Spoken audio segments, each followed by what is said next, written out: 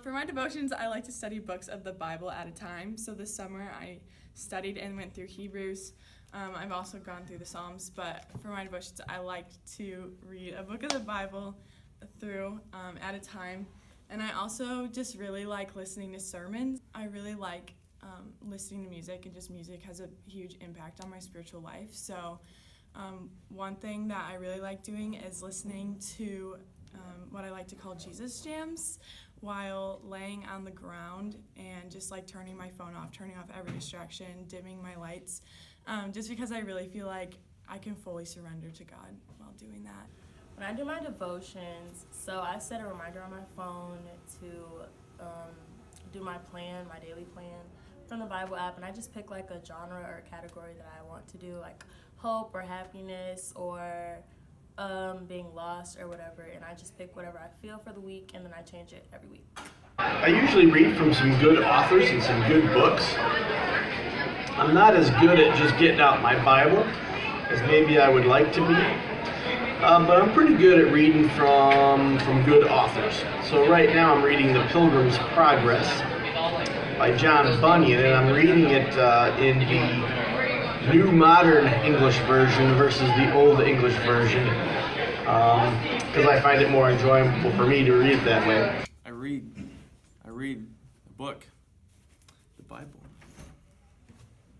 I usually use a YouVersion app, and then I can also do the same devotions with my friends, so that's a really fun way that I can connect with my friends and with God. So for devotion times, I always read on the weekdays I'll read the Ileana devotional that's written by staff, but then I also read My Utmost for His Highest by Oswald Chambers, and that really challenges me on a pretty deep level to look at a particular verse, maybe just a couple of words in a verse, and what that means, and apply that. And I always recommend Oswald Chambers. He's a very wise writer. For my devotions, usually I either start off with a Bible verse or I'd start off with a prayer and thank God for what He has blessed me with. Then after I pray, I go to a Bible verse. What's unique about my spiritual life is that I am part of the usher board at my church. I also sing in the choir, and I'm also the assistant secretary for Sunday school every morning. My church service starts at about 11:45 or so, and I usually am the assistant custodian because there's only one custodian in my church. I'd like to volunteer and help other people to help benefit them. I'm a GEMS leader at my church, so basically I'm a leader for a group of 7th and 8th grade girls.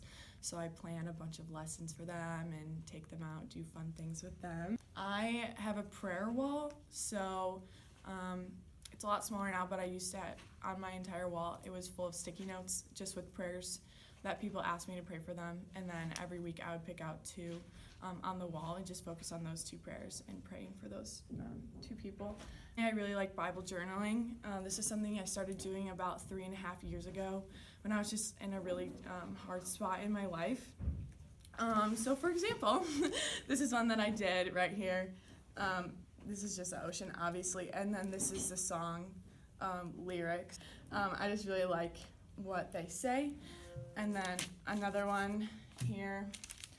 I just think this one is really, really cool. And I just like the simple message that it says. But I just really like Bible journaling just as a different escape.